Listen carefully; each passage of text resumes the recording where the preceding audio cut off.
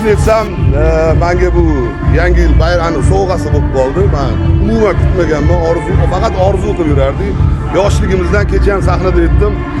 Sizlarni konsertingiga biz endi biletlar qolmagan paytida darvozadan oshib tushganmiz edi, kerak bo'lsa.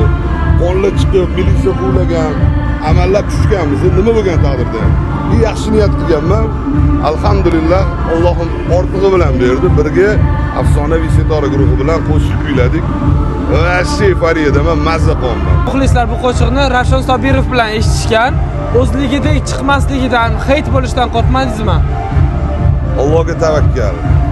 Allohga tavakkal qildik, harakat qildik, kuyladik, qo'ldan kelgancha alhamdulillah Allohim bizani xalqimiz bilan birga podдержка qildi.